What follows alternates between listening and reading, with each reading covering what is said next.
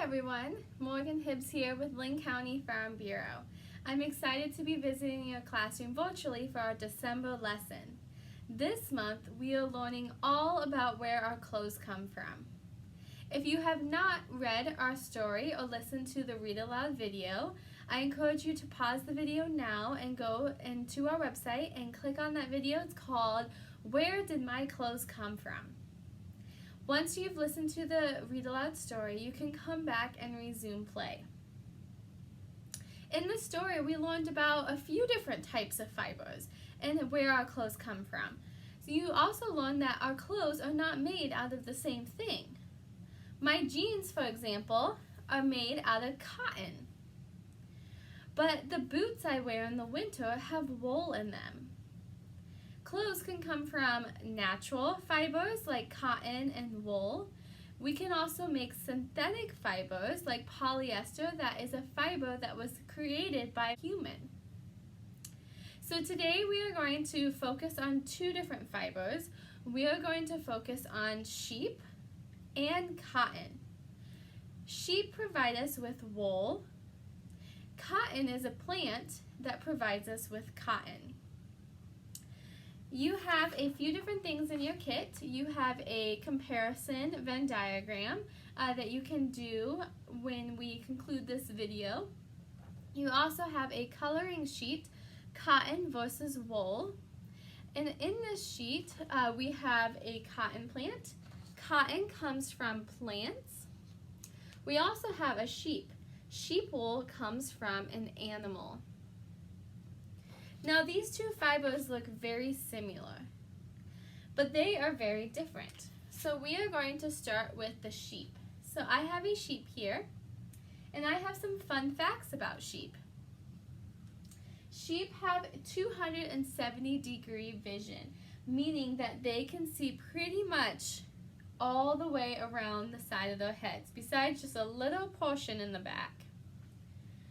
Sheep can survive in tough climates. That's why sheep are great for places out west where we have mountains and ranges that they can climb, and they can go graze for grass.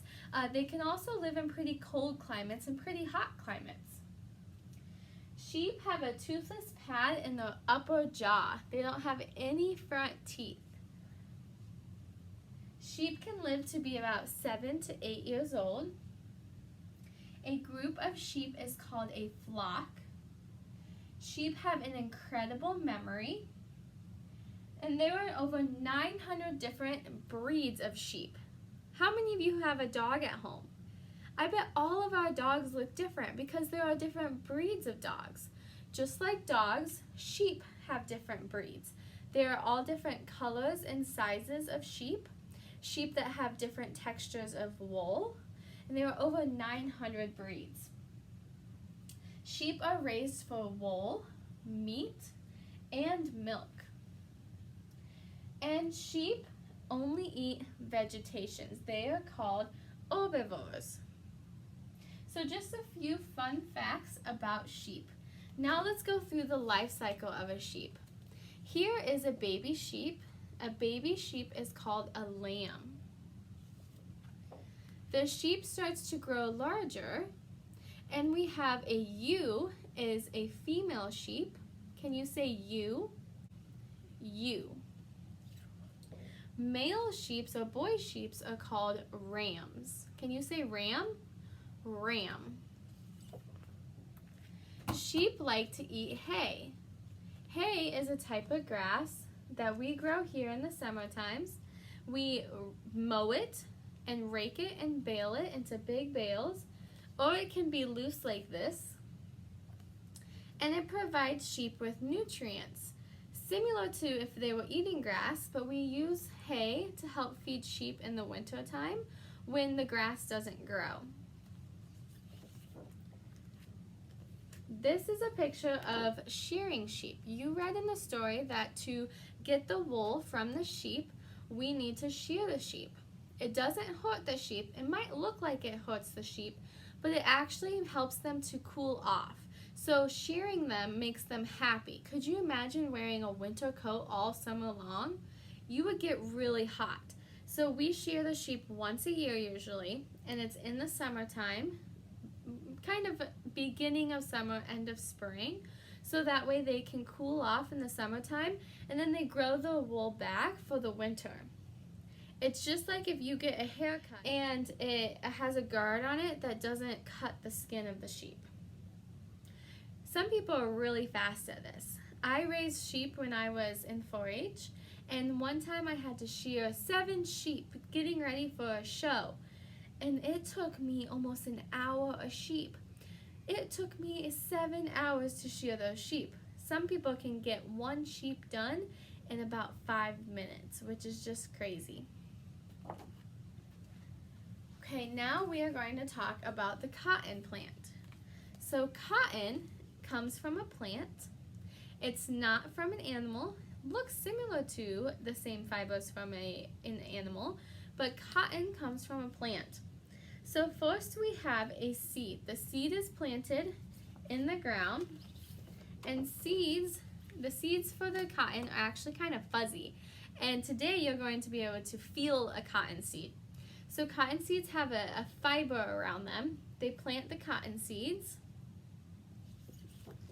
Next we have a sprout. A sprout is a baby plant. Once the baby plant starts to grow, it's been given water and sunlight. It's growing in the soil. We will have leaves appear on the plant, and the plant starts to grow. Next comes a flower. From the flower, once the flower is pollinated, it will start to close, and a cotton boll, not a cotton ball, a cotton boll with an O, boll, will start to form once that flower is pollinated. Then, once it starts to ripen, it bursts open. We have this beautiful white fiber. And a combine can come and harvest the cotton, put it into big round bales, and take the fiber to the factory where it will be turned into clothing. When the farmer shears the sheep wool is dusty, it's got dirt in it. I would not want to wear this as a sweater. First we have to clean it. So this is the in-between stage where we start to clean and wash the wool. The wool is washed in water and then it's combed. You can see the difference between the combed wool, how soft it looks, compared to the wool that was sheared from the sheep.